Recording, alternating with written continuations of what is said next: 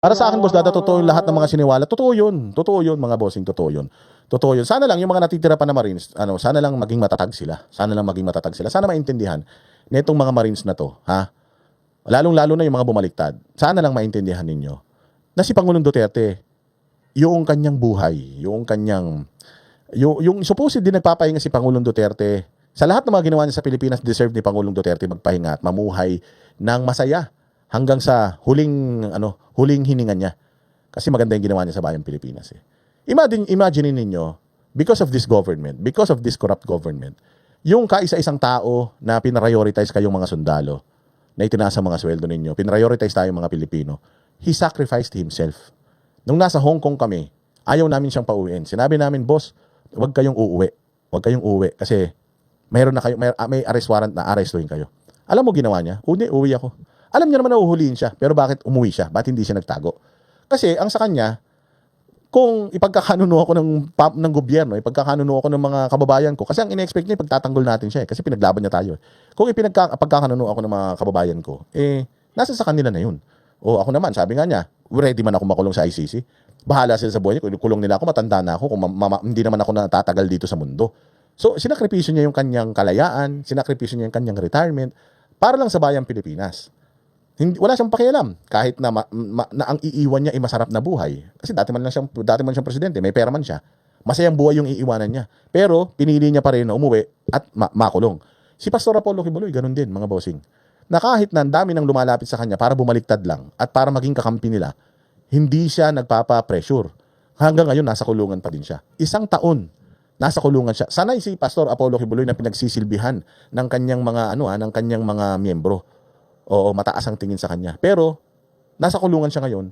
At hindi yung alab ng kanyang damdamin, hindi nawawala. Yung pagmamahal niya sa bayan, yung tiwala niya na maayos pa rin natin ang Pilipinas, hindi nawawala, mga bossing. Nandoon pa rin yung apoy niya. Sabi nga niya, kahit na nakakulong ako, nandiyan naman kayo mga banateros, kayo nang magsasalita para sa akin. O, di ba? So tinanggap niya na 'yon. Kahit na gaano kahirap, tinanggap niya 'yon. Si Inday Sara, ayaw man niyang tumakbo talagang presidente. Ayaw talaga niyan. Gusto lang niyan maging nanay sa kanyang simple lang ang buhay na gusto niya. Gusto lang niya maging asawa at maging nanay ng kanyang mga anak. At gusto niya makita yung mga anak niya na lumalaki. Ayaw niyang mamiss yun. Kaya nga ayaw niyang tumakbo ng presidente kasi alam niya na 6 na taon yung mawawala na oras niya doon sa kanyang mga anak kapag tinanggap niya yan. Pero dahil nga sa gulo ng Pilipinas ngayon at dahil kaya binabanatan siya ngayon dahil tatakbo siya sa 2028, in-offer niya yung kanyang sarili para sa atin. Tapos kayo mga 18 Marines, na-pressure kayo sa kaso. Nabudol. Maraming salamat sa iyo from Vallejo, California. Di ba, mga bossing? Na-pressure kayo sa kaso. Ano man lang yung mga kaso ninyo? Hindi naman forever na pagkakulong yan. Si Pastor Kibuloy nga, nakakulong, walang kasalanan. Nobel yung niya. Si Marcoleta nga pumayag makulong. Si Jinggoy nga, sumuko pa Si Mike Defensor, sumuko pa So, ibig sabihin, they are sacrificing too much for this country. Tapos kayo, na-pressure lang kayo. May mga anak kayo, bakit itong mga to? Wala bang mga anak ito? Sana, pinag-isipan yung mabuti. Bago sana kayo pumasok dito sa, dyan sa gulo na yan, sana, sinigurado nyo sa mga sarili ninyo na secured lahat ng buong pamilya ninyo, na hindi sila ma-reach na itong mga demonyo sa Pilipinas. Sana, ginawa nyo ang lahat. Nilatag nyo ng maayos o kaya sana, hindi na lang kayo sumama. Pwede naman kayo hindi na sumama kayo, tapos babaliktad din kayo. Ang masaklap nga nun, okay lang bumaliktad, pero yung bumaliktad kayo dahil sa pera. Putang ina, mas masahol pa kayo sa mga kurakot sa Pilipinas. Ine-expect na namin yan. Ako, ine-expect ko mas marami pa Sa ganyan ba naman kalaking pera, 25 million? Di ba? Nasa sobrang hirap ba naman ang buhay ngayon? Hindi mo ba naman kakagatin yan? Yun ang problema. Sana lang, hindi lahat ng tao katulad nila. Sana lang, hindi lahat ng tao ma-pressure at hindi lahat ng tao ay, magbulag-bulagan na lang dahil lang dyan sa pera na yan. Ito, balita na to. Itong si Romualdez at saka si Romualdez at saka itong si Remulla, meron silang mga pautot. Kunyari, nag-aaway silang dalawa. Tanginan yan. Ang bilis-bilis kasuhan ni Remulla lahat o kung sino man. Ang bilis niyang kasuhan. Tapos ito si Romualdez hanggang hindi niya pa napapakulong. Kunyari, nagpapatot-yadahan sila sa media para kunyari magkaaway sila. Pero hindi naman niya tinatrabaho talaga si Romualdez. Style niyo bulok. Alam na namin yan. Hindi na nyo kami maloloko. Ito balita. Ombudsman, napakana ni dating House Speaker Martin Romualdez ang pagbaliktad ng 4 na maleta boys. Live mula sa TV5 Media Center, nasa frontline ng balitang yan, si Camille Samonte. Camille, paanong nasabi ng Ombudsman na baka may kinalaman nga ang dating House Speaker? Cheryl, ayon kay Ombudsman Boying Remulla, si dating House Speaker Martin Romualdez daw kasi ang pwedeng makinabang sa pagbawi ng testimonya ng mga bagman umano. Matatandaan na ang 18 nagpakilalang bagman umano ni Zaldico o ang tinaguriang Maleta Boys ay nagsiwalat ng mga pangalan ng mga malalaking politiko na nasa likod umano ng bilyong-bilyong flood control scandal. Isa sa idinidiin dyan si Romualdez at si Pangulong Bongbong Marcos. Kaya naman 8 sa 18 ang kinuhanan ng affidavit ng Ombudsman. Pero 3 sa kanila ang nagrecant o binawi ang kanilang mga testimonya. Isa riyan ang walang affidavit. Gagamitin kasi ang mga affidavit para sa case build-up laban kay Romualdez. Pakinggan natin ang pahayag ni Ombudsman Remulla. The affidavits are there for us to use, and we will use them. And if they want to recant it, so be it. But it will be in court already. We, di nga. Di nga. Totoo ba yan? Kasi kung totoo yan, sana nakakulong na si Romualdez. Kasi ang bilis mo nga napakulong si Bong Revilla, ang bilis mo napakulong si Jinggoy, ang bilis mo napakulong si Marcoleta, at saka itong si Mike Defensor, pati yung dalawang nila, campaign funder nila. Ito si Martin Romualdez hanggang ngayon hindi mo pa rin hinahawakan. Hanggang ngayon puro ka pa rin satsat, puro ka pa rin salita. Nagsona pa presidente. Alaman natin na kasinungalingan yung sona ni presidente, pero sana naman kahit konting hiya, meron ka man Romualdez. Sana man lang ipakita mo talaga na nag-aaway talaga kayo ni Martin Romualdez at sana talaga kinakasuhan, kinukulong mo na sana siya ngayon. Ikulong mo siya. Kung talagang totoo na naniniwala ka doon sa mga at sinabi ng mga Marine, sana tinrabaho mo na siya. Hindi. Hanggang ngayon wala pa rin. Ilang araw na simula nung nagsona si Bongbong Marcos, 3 weeks na. 3 weeks na wala pa rin. Wala pa rin kaso. Wala pa rin, hindi pa rin napapakulong si Martin Romualdez. Baka makatakas na yan, baka wala na nga yan sa Pilipinas eh. Ikulong nyo para maniwala kami. Tapos pag ikinulong nyo, plunder ang kaso. Plunder ang kaso, tapos no bail. Tapos i-deny ng Sandigan Bayan yung bail niya. Ganun. Maniniwala kami. Pero kung ganito lang, patotsadahan, kunyari nag-aaway kayong dalawa, stand nyo bulok, ganun din sila ng pinsan niya eh. Kunyari nag-aaway sila ng pinsan niya. Kunyari malungkot sila sa isa't isa. Pero putang ina, nag-uusap yung mga yan. Nagkukwentuhan yung mga yan. Pinagtatawanan tayo ng mga yan. Paniwalang-paniwala sila sa drama natin. Sige, away pa tayo. Magpatotsadahan tayo. Para kunyari magkakagalit tayo. Gago. Hindi nyo na maluloko taong bayan. Walang kwenta sa amin yung mga sagutan ninyo. Ang hinahanap namin, makulong kayo mga putang ina ninyo. Yun ang gusto natin. Ikulong nyo para maniwala kami. Di ba Jenny Park, mabuhay ka? Interrupt muna kita, Boss D. Oo, kaya dito ko pinadala. Sorry. Complete naman ang GCash mo. Sa December na kita. Ano ba yan? Padala ng pampapayat mo. Thank you very much. Oh, mabuhay ka ha, Jenny Park. Ang ganda-ganda mo talaga. Palagay ko, nahanap ko na ang soulmate ko. Boying, kilala ka na namin. Kilala ka na namin nung nasa DOJ ka pa. Kilala ka na namin, boss. Hindi mo kami malilin lang. Putsang ina. Alam mo, malapit ka na sana mamatay nun eh. Binenta mo yung kaluluwa mo kay Satanas. Kaya ka nabuhay ngayon. At nabuhay ka ngayon. Siyempre, alam ka naman binenta mo yung kaluluwa mo kay Satanas, mabubuhay ka ngayon, gagawa ka na mabuti. Hindi. Kaya puro kasamaan pa rin ang ginagawa mo kahit na nakaraos ka na sa sakit. Kasi hindi mo naman binenta mo yung kaluluwa mo sa demonyo. Oh. So, Boying, wag mo na kaming pinaglololoko. Maniniwala kami sa'yo. At siguro, baka medyo mabago mo ang namin, pananaw namin sa'yo. Kung ito si Martin Romualdez, may ipakulong mo. Tsaka si Sandro Marcos, ganun. Hindi kasi labo mahirap eh. Kasi tinan mo pag yan si Martin Romualdez na ipakulong neto ni Boying Remulla, putang ina lahat ng mga congressman na yan. Salamat kay Speaker. Salamat kay Speaker, putang matataiyan habang tulog. Kakabahan niyang mga yan kasi kung si Martin Romualdez pinitas nito ni Boying Remulla, pucha, lalo na itong mga congressman na ito. Mas compelled na siya na pitasin lahat itong mga congressman na ito kung yung speaker pinitas nila. O kaya sigurado ako, maraming mga congressman kahit gusto ng presidente halimbawa, maraming mga congressman ang kumakausap dito kay Boying, boss. Huwag mong gawin yan, boss. Pare-parehas naman tayong anak ng demonyo. Baka naman pwede may iba pang paraan. Total naman, tanga naman yung mga Pilipino, pahabain pa natin yan. Ganun lang pinag-uusapan ng mga yan. Maraming mga pumapadrino dyan kay Romualdez. Sabi ni Romualdez, putang ina ninyo kayo, hindi nyo ako tinulungan. Kayo mga congressman ko, putang ina nyo, binusog ko kayo nung akong speaker, hayop kayo, lahat ng pera ng Pilipinas, pinaghati-hatian natin, tapos mag-isa lang ako, hindi nyo ako tinulungan. Kaya ngayon sinabi ni Martin Romualdez na I will not go down alone. Hindi yon ibig sabihin na isasama niya pinsan niya eh. Ang isasama niya yung mga kasama niyang mga congressman. Yan sila Luistro, sila Abante, sila Chua, yan sila Ridon. Kaya putyang ina, double time pa rin sila ngayon eh. Kaya double time pa rin ang Congress kahit na wala ng pera, wala na sa kapangyarihan si Martin Romualdez, hindi na sila nabibigyan ng pera katulad noon. Kasi nga alam nila, if Martin Romualdez goes down, kasama yan sila. Kasi po isang lahi yan sila dyan sa Congress. Eh. Ganun yan. Kaya hanggang ngayon, hindi pa rin nakukulong. Ang daming pumapadre nun. Hindi ko nga alam, baka ito si Boying. Boying, marami na bang offer sa'yo? Madami na bang mga nagpatak-patak para pahabain mo pa ito? Nagtatanong lang nagtatanong lang.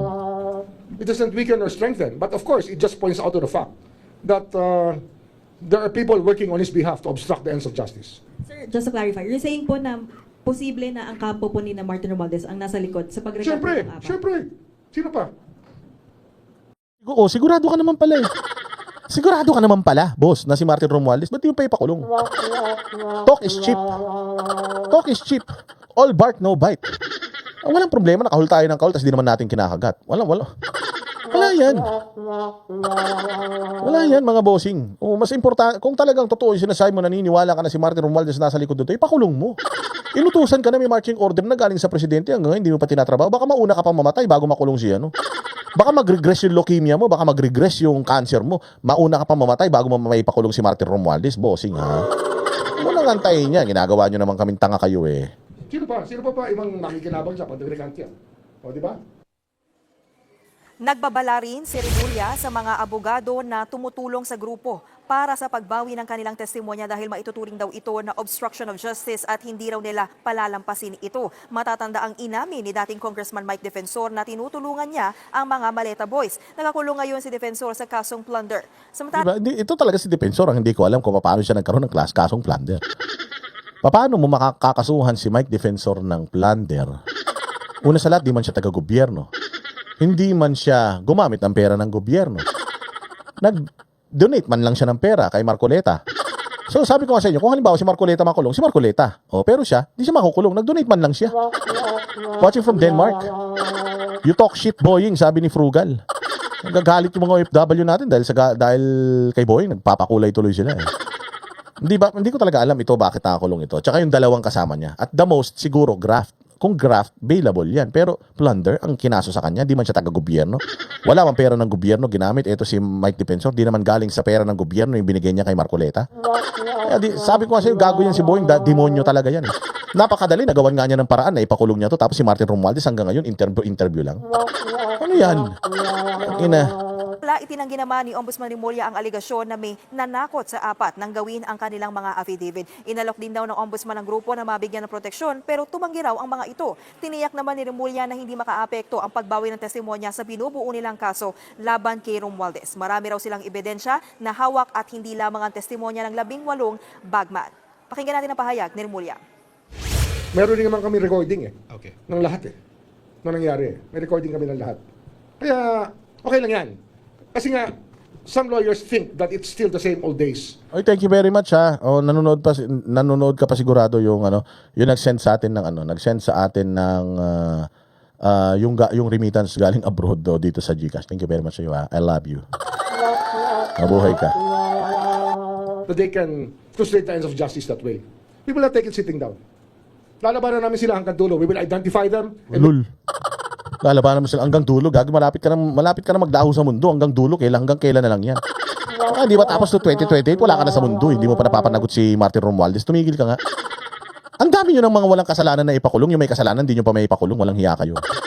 Putangin na talaga itong mga demonyo na to. Ang dami talaga. Alam niyo, sabi ko nga sa inyo, gusto nyo malaman kung ano itsura ng impyerno? Tingnan nyo yung mga muka. Netong mga mga nasa gobyerno. Ganyan ang itsura ng mga makikita nyo sa impyerno. Baka lang nagtataka kayo, baka lang kinu-question ninyo, sino dito mga satanista? O, yung mga satanista na nanonood dito, if you're wondering what hell looks like, and who will you meet in, sabi nga, meron isang libro na gano'n, 10 people you meet in heaven. May ganong libro eh. Di ko nabasa yun eh, or baka part lang yung nabasa ko eh. Pero, ang dami, oo. Ang dami, people you meet in hell. O, if you want to know who are you gonna meet in hell, tingnan nyo to, si Boying, si Remulla, yung John Vic Remulla, si Abalos, si Torre, si Leila de Lima, Risa Ontiveros, si Bongbong Marcos, Lisa Marcos, Martin Romualdez, tsaka yung mga taga-kamara. Palagay ko magkakaroon doon ng House of Representatives sa impyerno. Oh, pustahan tayo. Make sure that they get dropped from the role of attorneys. Sir, just Play last. dirty, then you have to face up to the consequences of playing dirty with us. Samantala, sa isang pahayag, itinanggi Kita mo, the Ombudsman's accusation that I am behind the recantations of the former Marines is absolutely not true. Putsang ina niyan. Tingnan mo, nagsasagutan lang sila sa social media. Gago, walang mangyayari dyan sa sagutan nyo. Tang ina nyo, gusto nyo magpatayan kayong dalawa, magbari lang kayo para mas masaya. Isa man lang sa inyong mamatay. Isa man lang sa inyong mawala. Oo, maniniwala kami. Pero kung ganyan, mga sagutan lang sagutan, wala yan. Pero kung makita namin, magtagaan kayong dalawa, isa sa inyo pumanaw. Ayun, kahit papaano, meron kaming consolation. Masaya na kami sa ganun. Di ba? Aljoy Martinez, salamat sa iyo ha. Mabuhay ka. God bless you ha. Romualdez ang paratang na siya ang pakana ng pag-recant ng ilang bagmen. Patunay lang daw ang pagbaliktad ng mga ito na walang katotohanan. Ang mga aligasyong ibinabato laban sa kanya kaugnay. Putang ina niyo, walang katotohanan. Puta, anong katotohanan? Santo ka? Okay lang ina niyan. Anong sinasabi mong katotohanan? Walang katotohanan. So hindi ka magnanakaw? Ganun? Puta, malinis ka? Mahihiya si Mr. Clean sa kalinisan mo, Martin Romualdez. Putang ina, naiintindihan namin, demonyo ka, sinungaling ka, pero hindi namin ine-expect na puta, ganito ka kasinungaling at ganito ka kademonyo. Ang takin mo, gusto mong paniwalain pati sarili mo. Sigurado ako yung sarili mo, napapaniwala mo na wala kang kasalanan, pero putya, pati kami, gusto mo kami idamay sa kagagawa mo, paniniwalain mo kami na wala kang kasalanan. Matino kang tao, malinis ka, wala kang ninako kahit isang kusing, gago ka. Tangina ka, ikaw ang kasala. Maayos man ang unit team. Okay man sana ang unit team, maayos man sana ang unit team, maganda na yung usapan ni Inday at ni Bongbong. Kahit man papaano si Bongbong, palagay ko naman, mayroon pa rin katiting na tinuyan sa buhay niya. Kaya lang putang ina, pumasok kang malaking tenga ka eh. Putang ina kang tao ka, ikaw ang naging salot dito sa unit team, kaya nagkawatak ton dalawa to, tag-away to dahil sa pangarap mo maging presidente. Gago, di kang marunong magtagalog, gusto maging presidente ng Pilipinas. Naging presidente na yung tanga mong pinsan, gusto mo pa sumama. Tarantado ka. Ang inan to, hindi nahihiya. Hindi ka nahihiya, Martin Romualdez. Putang ina, nakakatingin ka sa salamin, tapos nakakapagsalita ka ng ina. Hindi ka kinikilabutan, walang hiya ka. Kaya sagad-sagad ang mga kademonyohan nitong mga ito. Talagang kapag nagsinungaling sila, putya, hawak nila yung kutsilyo, may dugo, putyang inang yan, may CCTV pa, kitang-kita mo na sila ang pumapatay sa Pilipinas. Putya, sinasabi nila na wala silang kasalanan. Putang ina, kung magnanakaw ka, tapos sinasabi mong walang kasalanan, sino may kasalanan? Kami? Ganon? Hindi ko talaga maintindihan, walang hiya ka talaga, Martin Romualdez. Putang ina, sana lahat ng mga sakit na pinakamasakit, sana putya mapunta sa iyo. Yung tipong nananalangin ka na, nurse, putyang ina, patayin niyo na ako. Oh, doc, gusto ko na po, tapusin niyo na ako, hirap na ako. Yung sasabihin pa ng doktor sa iyo, gusto mo na mamatay? Ulul. Putang ina naman, hindi ka mamamatay. Lahat ng sakit ng mga kasukasuan mo, cancer sa buto, sa utak, sa mata, sa tenga, lahat. Putang ina, namnamin mo yan. Ang dami mong ninakaw. Sige na, babayaran kita kahit magkano. Pull the plug, hindi. Hindi. Putya, gusto ko tumirik yung mata ko mo, gusto ko bumula yung bibig mo. Nangayayat na to sa problema, mga bossing. Ay ng flood control scandal. Ayon naman kay Attorney Levy Baligod, ang abogado ng Maleta Boys posibleng natatakot na sa kanilang seguridad ang apat kaya bumaliktad ang mga ito. Matagal na umanong inaalok ng suhol ang ilan sa grupo para bumaliktad sa nauna nilang testimonya. Hindi rin daw totoo na tinakot ng ombudsman ng grupo nang gawin ang kanilang affidavit. Yung sinasabi nilang takot sila kaya nila in-execute yung affidavit na ginawa namin. Eh, hindi naman totoo yun kasi marami silang pagkakataon na magsabi dito sa amin. Attorney, marami pa raw sa mga 40 na natitira. Meron pa daw susunod na magre-recut doon. Tingnan natin, hindi natin masasabi yan kung mangyayari o hindi. Sabi nila na takot na sila sa kanilang seguridad. Gusto na rin nilang manahimik kasi hirap din yung biyahe-biyahe. Hindi nila in-anticipate yon, mga bossing. Akala nitong 18 Marines na kapag lumabas sila, akala talaga nitong 18 Marines, baback-upan sila nung kanilang mga kasama ng mga military. Akala nitong 18 Marines, when they go out, when they expose themselves, marami pang mga susunod na mga dati nilang kasamahan, mga sundalo, mga kapulisan, yung enough is enough, singilin na natin tong mga to. Akala nila ganun ang mangyayari. Kaya lang hindi. Ako kasi nakita ko na yun eh. Nung una pa lang ng mga rally, ako din isa ko sa mga umaasa na sana magkaroon ng people power. Sana maulit yung nangyari nung sa mga Marcos na pinatalsik sila sa Malacanang, yung nangyari kay Erap na talagang pinatalsik sila sa Malacanang, sana mangyari. Sana magkaroon ng isang malaking pagtitipon, tapos yung sama-sama pupunta na Malacanang yung naisip ko rin yun eh. Nung una naisip ko yun. Kaya lang ang dami ko ng mga rally na pinuntahan. Ang dami ko ng mga pinuntahan na mga speaking engagement. Nakita ko yung tao parang umpisa, malakas, madami, tapos biglang nawawala, ganun. So sabi ko hindi talaga makakomit yung mga Pilipino. Siguro hindi ko sila masisi kasi kailangan nilang umabsent. Kasi syempre mahirap din ang buhay ngayon. So sabi ko walang mangyayari. So Ako, ang pag-asa ko na lang, sabi ko 2028 talaga. Sana magkaroon ng eleksyon. Babantayan natin si sino ba to? Si Comelec, si Garcia, babantayan natin. Pero wala talaga tayong ibang choice. Kung hindi sa 2028 bumoto tayo, i-straight natin lahat ng mga senador na i-endorso ni Inday Sara, lahat ng mga Duterte aligned senators, iboboto natin lahat. Si Inday Sara, panalunin natin. Ang Vice President, kailangan hindi dilawan, kailangan hindi loyalista, kailangan talagang alam natin na hindi magtatraidor kay Inday Sara. O kasi Vice President pa lang siya, ini-impeach siya. Kung Presidente siya, di ganun din. Aagawin din sa kanya yan. So, yun talaga yung ano ko. Kaya nga sabi ko, magbablog ako para yung mga tao ay i-advocate ko na bumoto na ng tama sa 2028. Yun yung ano ko eh. Yun yung sinasabi ko. So parang ganun din siguro itong 18 Marines. Sabi siguro ng 18 Marines, kasi may mga GC yan eh. Sige, tuloy nyo yan. Susunod kami. Tapos nung nilabas na nila yung mga sarili na, expose nila yung mga sarili na, nakita nila, putya, ilang buwan na. Ang tagal na natin. Na na lumalaban, parang tayo lang ang lumalaban, parang tayo lang yung nakakasuhan, tayo lang yung mga nakukulong, putya, kawawa na may mga pamilya natin. Tapos itong mga nangako sa atin na babakapan tayo, wala rin. Palagay ko isa yun sa mga nagtulak sa kanila na parang, hay, wala rin mangyayari, makukulong pa tayo. Tapos ganito lang din, namamayagpag pa rin sila. Wala naman tayong nahihita.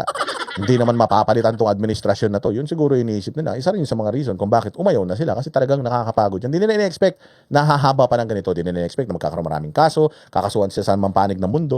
Hindi nila ina-expect na gano'n, na yung pressure, stress ng mga pamilya nila itatagal ng ganito kahaba. So, hindi ko talaga sila masisisi. Ang problema lang talaga is kung tumanggap ka para bumaliktad. Yun yung hindi ko matanggap. Siguro man sa akin yung umayaw ka na, yung ayaw mo na makiparticipate, bahala na. Tapusin ko na lang itong mga kaso ko, tapos mamuhay na ako ng normal. Kung ganun, okay man lang sa akin. Pero yung tumanggap ka ng pera, tapos sasabihin mo na, hindi totoo yung mga testimonya namin, putang ina niyan, sa impyerno ka mapupunta, boss. Cheryl, ayon naman kay Palace Press Officer Jose Claire Castro, nakikita na raw yung style umano ng Duterte supporters kung paano sila kumuha ng mga tao para gumawa ng mga kwento. Putang ina niyan. Ito na naman si Claire Castro. Sinabi nga ni Ombudsman na ang nagbayad si Martin Romualdez. Putang ina mo ka eh. Bubo ka talaga. Duterte na naman, DDS na naman. Kami na naman may kasalanan. Pati pag-recant nila, kami may kasalanan. Pukin ng ina mo. Anong ibig mo sabihin, Claire Castro? Na sinuportahan namin sila tapos pinilit namin silang bumaliktad. Ganon. Gagong putang ina nitong babae na ito. Tarantado talaga ang putang ina, no? Gago talaga to punyeta na ito.